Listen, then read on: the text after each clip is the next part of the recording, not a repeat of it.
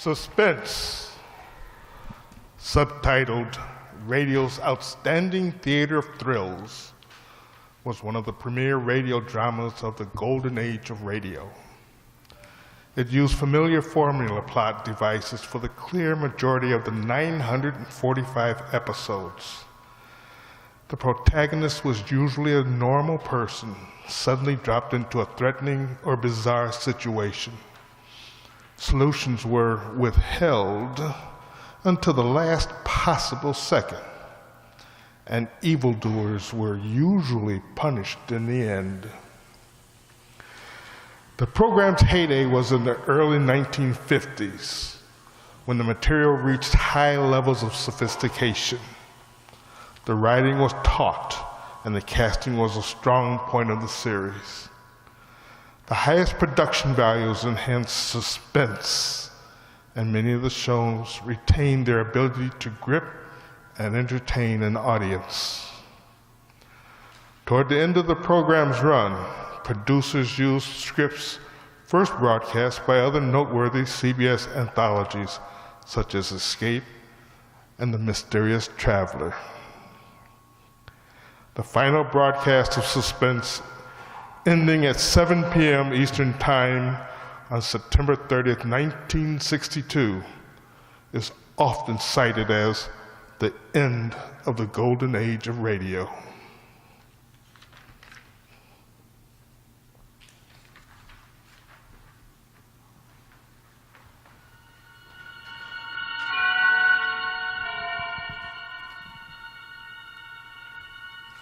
And now, tonight's presentation of radio's outstanding theater of thrills, Suspense. Tonight, Suspense brings you a repeat performance of one of the most controversial plays ever presented over your radio. It is called 0 Hour by Ray Bradbury, starring Miss Isa Ashdown. Here is tonight's suspense play, 0 Hour.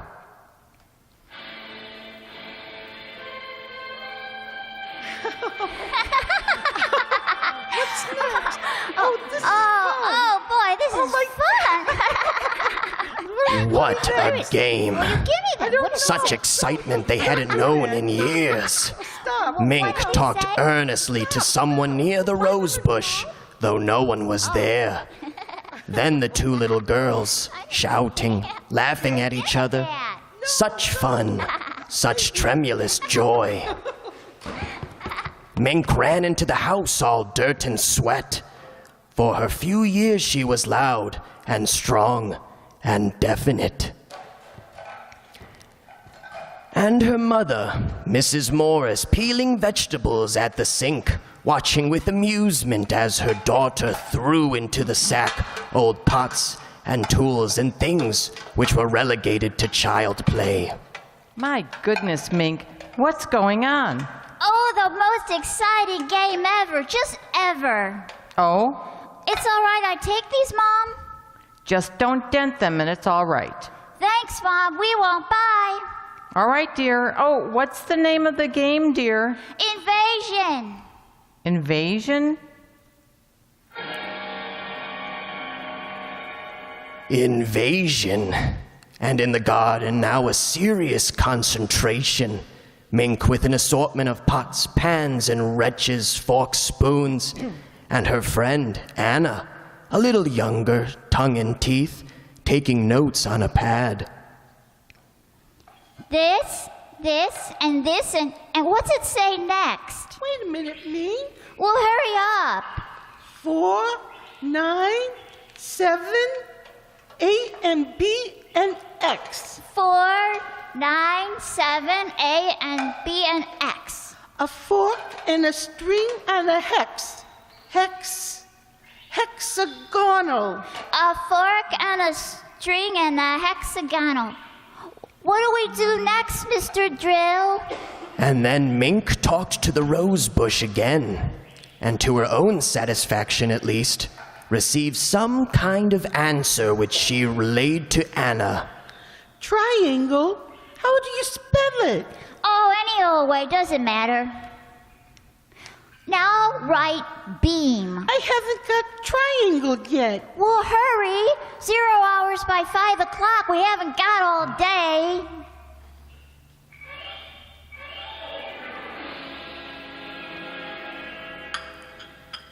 Then, time out from invasion for lunch. Mink bolted down the soup and coincidentally crammed a sandwich into her mouth. Now you slow down, Mink. Whatever's waiting will wait a few minutes longer. But I can't. Drill's waiting for me. Drill? That's a peculiar name. Is he a new boy in the neighborhood, dear? He's new, all right. Well, I don't think I've ever seen him. Which one is Drill? Oh, he's just around. You make fun. Everybody makes fun. All the kids do. Well, I don't think that's very nice. Is Drill shy? Yes, in a way. Oh, I don't know. I gotta go now, Mom, if we're gonna have the invasion. Now you finish your milk, miss. Who's invading what? Martians invading Earth from up there. Oh, I see. And Drill's Martian? I think so. He's had a very hard time getting here. I should imagine. They couldn't figure out a way to attack Earth.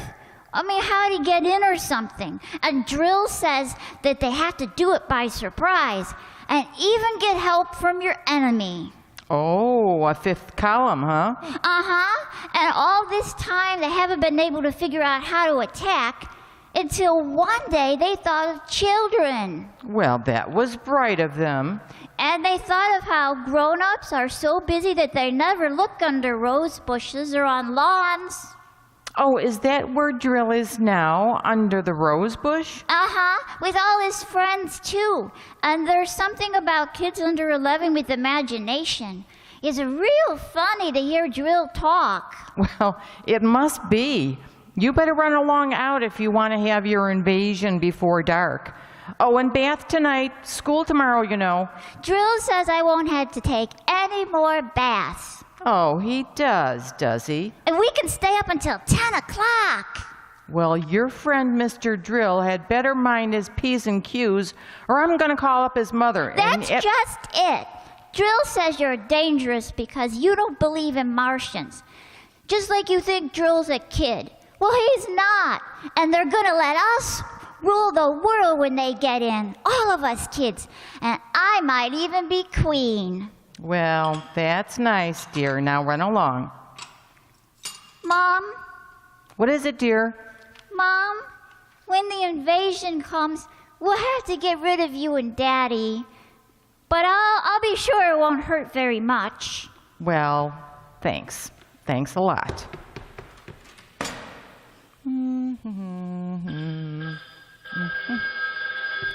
Hello? Hello? Mary. How are things in New York? Oh, Helen. How nice. Are you in town? Oh, no, I'm in Danbury. I was just thinking of you and thought I'd call. Oh, it's long distance, though. You shouldn't. Oh, I can afford 3 minutes. How's Henry? Oh, fine. And Bill? Oh, just fine. What about Mink? Oh, wonderful. Noisier than ever. Oh, and she's got a new game now. It's taken the place of hopscotch. Invasion. Is she playing that too? Well, yes. Are yours? Same thing? Some kind of geometric jacks, I suppose. Isn't it a screen? You know, all the kids their age are playing it up here. Timmy's got a crush on some guy named Drill. I think that's what it is. Oh, it must be a new password. Mink likes him too. Oh, I didn't know it had gotten to New York. Word of mouth, I suppose. You know, kids, funniest thing, I got a letter from my sister in Boston. She says her kids are playing it too. It's just sweeping the country. Well, I wonder where they learned it. Oh, don't ask me. All I know is what Timmy tells me at lunch. 0 hours at 5 o'clock? When? Today. That's when the invasion is going to be. Oh, these kids and their imagination.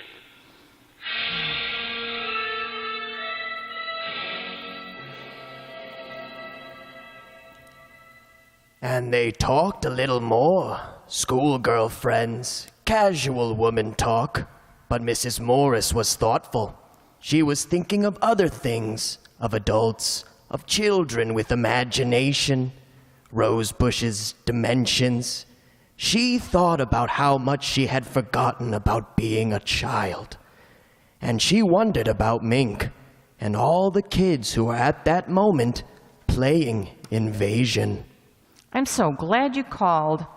Give my love to Henry and a kiss for Mink. Oh, I will, and to Bill and the kids. Thanks. Bye.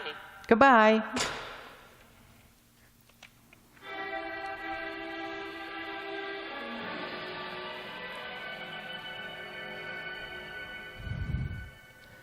An hour drowsed by.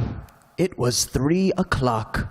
There was an occasional hum inside the coolness of the house as a car passed outside. The street was lined with good green and peaceful trees. And all across the city, in other gardens and other places, children under 11 were excitedly playing a game, talking to rose bushes and grass lawns, trees, shrubs. Even children in apartment houses high in the air, conferring with potted plants, cactus, and ivy. Mrs. Morris finished her housework and went to the kitchen. Oh, hello, dear. Hi, Mom. Can I have a glass of water? Of course, I'll get it. Pi r squared, 0.7, a over 56 to the 7th degree, What? xt7. What, dear? Oh, nothing, Mom. Oh, here you are. Thanks. How are things going? Huh? The, invasion? Oh, that. Yes, that. Oh, almost finished. When everything's right, Drill says we should be ready on time. 5 o'clock? That's right. How did you know? Helen called me from Danbury. She said that Timmy's playing it too. Hey, that's keen. I guess all the kids are, aren't they? No, not all of them. Not guys like Jimmy Wood, Bob Wilson. Well, they're growing up and they make fun of us. They're worse than parents. They just won't believe in drill. They're so smart just because they're growing up. You'd think they know better. They were little only a couple years ago. We'll get rid of them first. Drill says it's okay to kill them first. Now, Mink, I don't like that kind of talk. Do you hear me? I don't like it at all. Oh, Mom. Now, I mean it. You keep on that way and there'll be no more playing. You'll have to tell Anna to go home and you'll stay inside until bedtime. I'm sorry. Well, I should think so. Thanks for the water, Mom. Mink, Yes, Mom? what did those numbers mean? What numbers? Those numbers you were saying to yourself before. Oh, that. Oh, those are the things we have to do to get Jill and his friends out. That's all. Look, dear, why don't you and Anna go to the drugstore and get some ice cream? You don't even have to use your allowance. I'll pay for it. Haven't got time, Mom. Thanks. Well, I'd never believe that I'd hear you say something like that. I gotta go now, Mom. Wait a minute, Mink. I want you to tell me the truth. What is this invasion silliness? It isn't silly. It's just a game, that's all. Mom, we're just playing an invasion. Excuse me, I gotta get back now. See you later.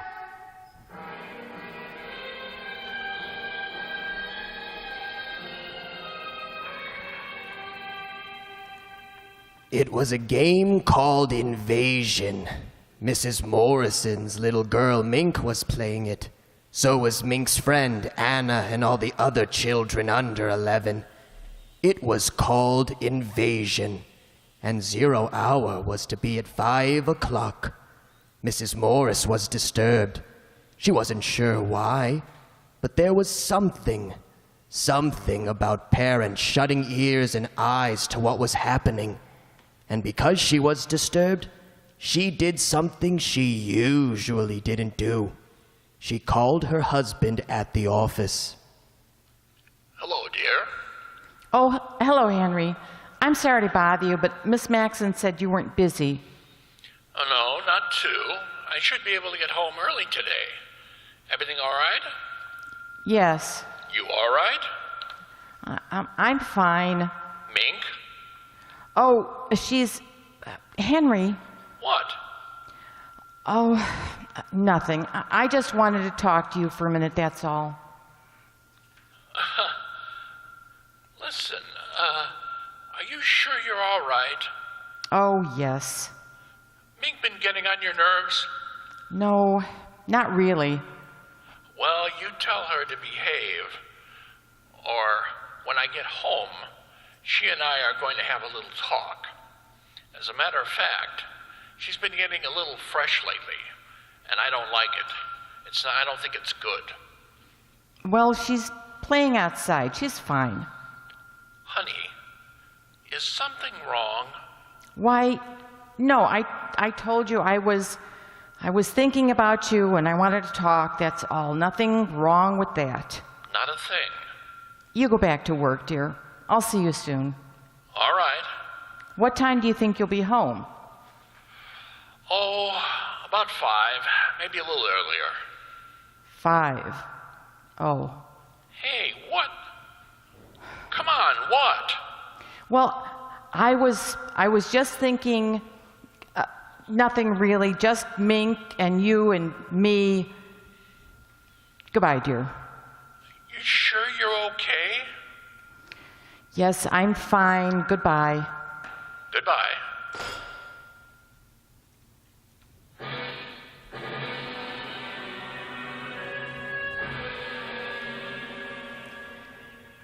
Another hour passed, and it was 4:30. The day began to wane. The sun lowered in a peaceful blue sky. Shadows lengthened on the green lawn. Outside, it was quiet. The two little girls, more intent than ever upon their endless movement of design and patterns with the implements before them. Mrs. Morris watched from the window, and she had never known Mink to have such powers of concentration. She had turned on the radio and sat drinking a cup of coffee and turned over her thoughts. Children. Love and hate side by side. Sometimes children love you, hate you, all in half a second. Strange.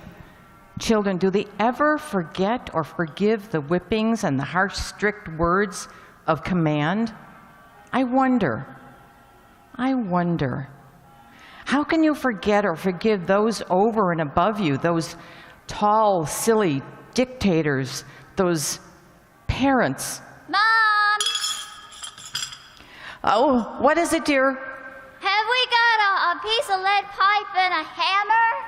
Well, I don't know. There might be in the garage. What do you want them for? We just need them.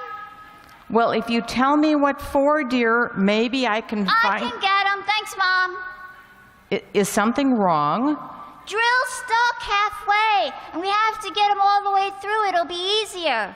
And then all the others can come through after him. Well, can I help? Thanks, Mom. I can fix it. You better get through, Mink. I want you to take your bath before your father comes home. All right. Now he's coming home early, and Mink! Mink had disappeared behind the shrubs, and Mrs. Morris knew it was ridiculous to make an issue of it. Besides, what was the issue? Invasion? Drill? 0 hour? Unaccountably, a cool breeze came up, and although normal for that time of year would have been relief, Mrs. Morris felt a chill. She closed the window.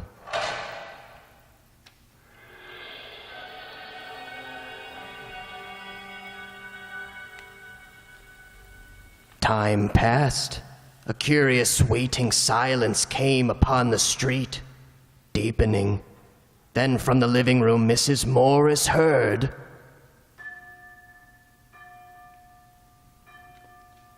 5 o'clock.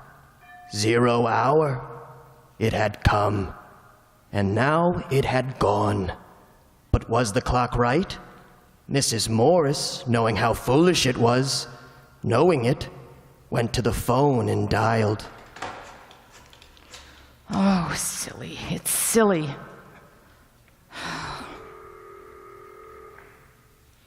When you hear the tone, the time will be exactly 4:54 and 20 seconds.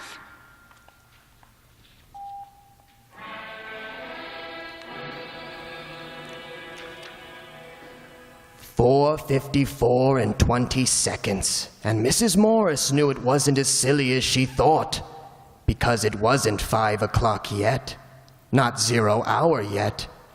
Then the car drove into the driveway.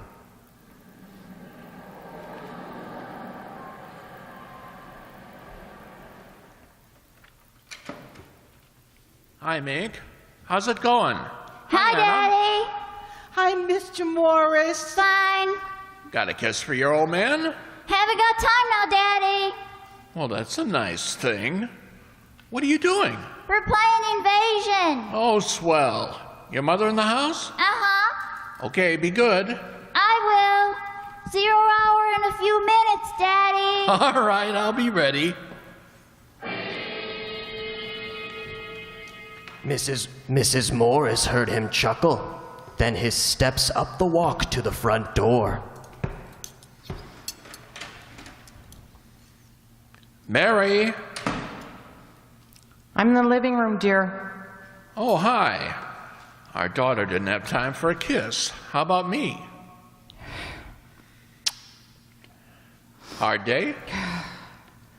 No, I'm fine. How was yours? Was it hard? Not particularly. Would you like a cocktail? You read my mind. Martini? Perfect. Anything exciting happen today? Oh, no. Helen called from Danbury. I told her she was crazy, but she just felt like calling. Like you calling me this afternoon. Crazy, huh? Hey, what was that all about? Well, I told you. I just wanted to. Hey, incidentally, what's this new game the kids are playing? Invasion? That's a nice, depressing thought. Is she all right? Come to think of it, she looked kind of funny. She's all right. What's the time, Henry? Couple minutes after 5. Why? No, the clock's wrong by your watch. Oh, I've got 2 minutes to. I'm probably slow. You got something on the stove? No, I just wondered. Honey, hey, look at me. What's the matter? Nothing. Really. Now, Really. Mink's been up to something. No, of course not. Then what? I guess I'm a little tired. Upset, that's all. You want to go out for dinner? Oh no, I've got a steak here. And, I'll tell you what, I'll barbecue it. How will that be? oh, fine. What was that? What? Well, I thought I heard something. Well, I didn't. I must have been imagining it. Hey, you are jumpy. Why don't you have a drink? It'll do you good. No, I don't want one. What's the time? Mary, what is this? Now I mean it. Something's wrong and I want to know. It's silly. It's so silly. I'm on edge, that's all. Mary, I am. I don't like this. That kid's done something, hasn't she? I'm going to get her in here. No, Henry, please don't. She hasn't. It's nothing at all. I just... Oh. What's that? I don't know. Those kids haven't got anything dangerous out there, have they? I noticed a lot of junk lying around. I thought it was a game. She wouldn't have done it herself. They made her do it. What the devil? Maybe you better go out and tell her to stop playing now. It's after 5. You tell Mink to put off the invasion until tomorrow. It's coming from outside. What are they up to? I better take a look. Mink! Mink! Good Lord! Bombs! Bombs! They're bombing! No, it's upstairs. I know it is. In the attic. That's where it is.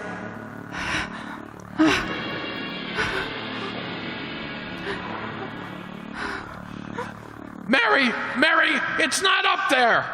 He ran after her, confused, not a little frightened. She seemed to know something. In the attic. Her mind had worked that quickly. Any excuse to get him away from the outside, to get him upstairs to the attic in time. And outside there were more explosions, and they could hear the children screaming with delight. It's not in the attic. It's outside. Mink's out there. What's the matter with you? No, I'll show you. Hurry, get inside, quick.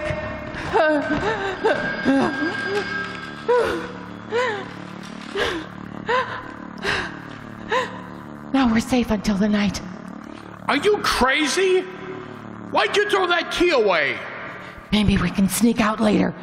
Maybe we can escape. For heaven's sake, the kid's out there. Do you want her to get up?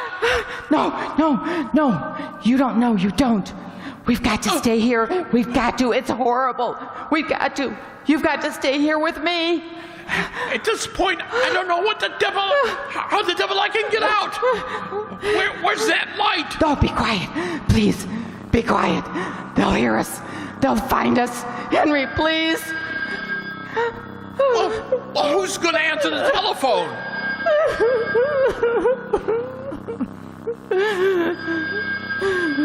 There's that noise again.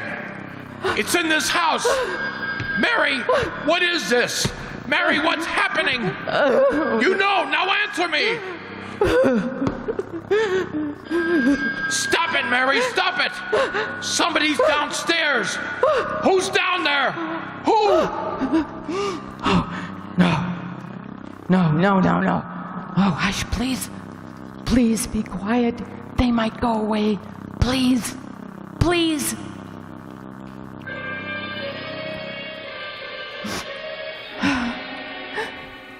Between his wife's tears and the electric humming from below, Mr. Morse felt a great fear. They trembled together in silence in the attic. Mr. and Mrs. Morse, parents of the little girl.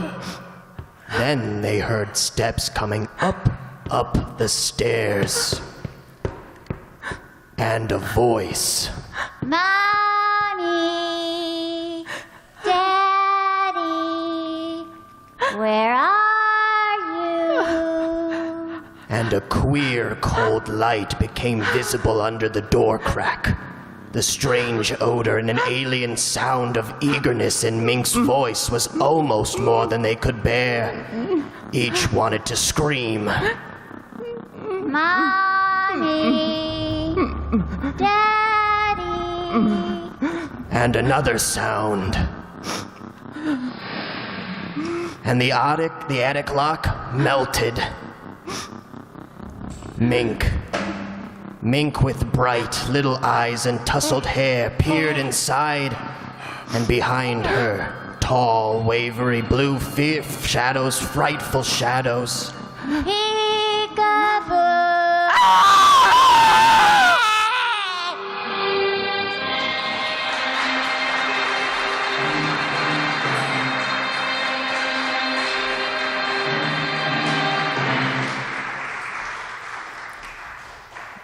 The Riverside Township Radio Players has been presented the Suspense Radio Theater's presentation of Ray Bradbury's 0 Hour.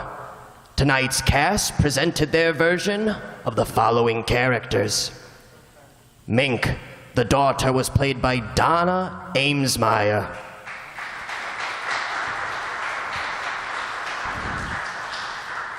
Anna, the playmate, was played by Sue Jaginski. Mary Morris, Mink's mother, was played by Kathy Juarez. Henry Morris Mink's father was played by Tom Duggan.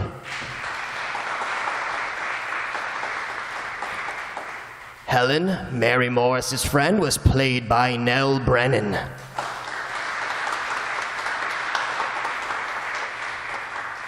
The telephone operator was played by Allie Babka.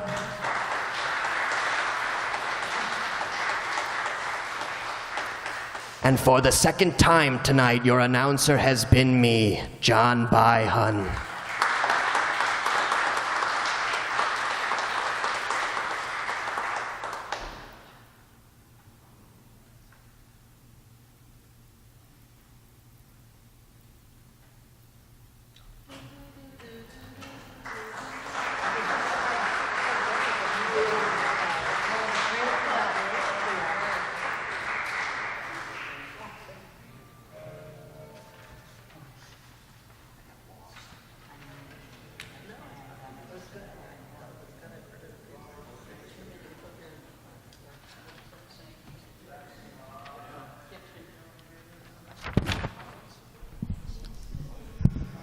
Now, here's a word from November's director, Ellie Babka.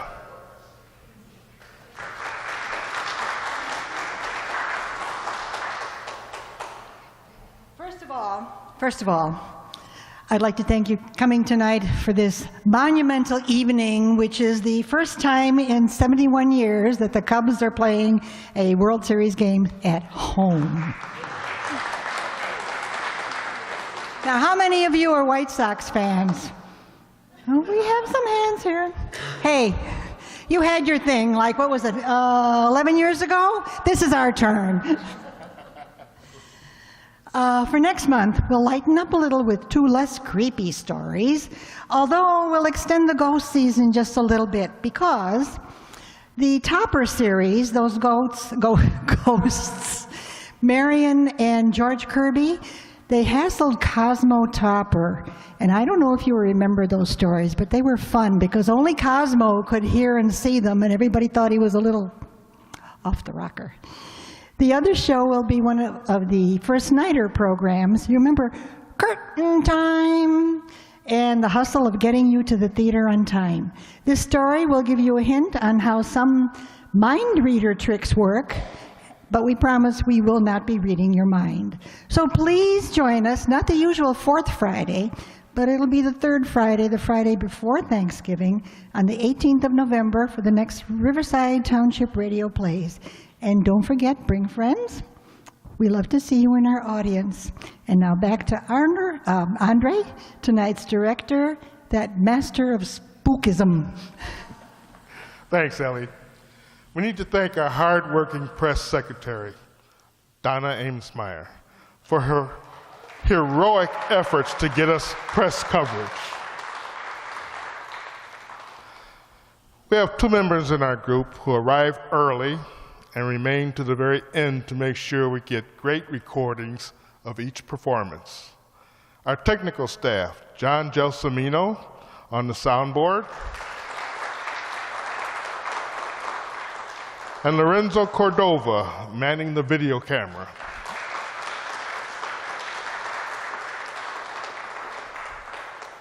Each month, one of the hardest working members puts in many hours behind the scenes preparing for our shows. Our fantastic Foley artist, Marty McNulty.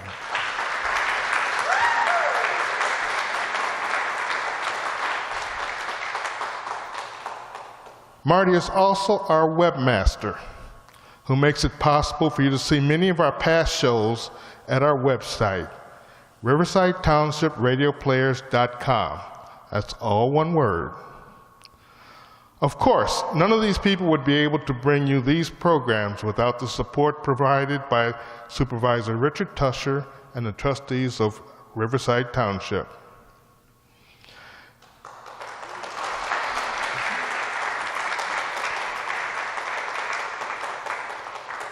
Ellie Babka promises a fantastic evening of fun for the whole family. Be sure to come and bring the kids and grandkids, as well as a friend or 2. Remember, A good word from you is the best advertisement for our shows. We will see you again right here on the third Friday of next month, November 18th, 2016 at 7:30 p.m. This has been a Riverside Township presentation. Thank you for coming. Good evening and good night. And unless my iPhone is lying, Cleveland has 6 hits. Bottom of the 6th, bottom of the 5th, scoreless score. We're holding them.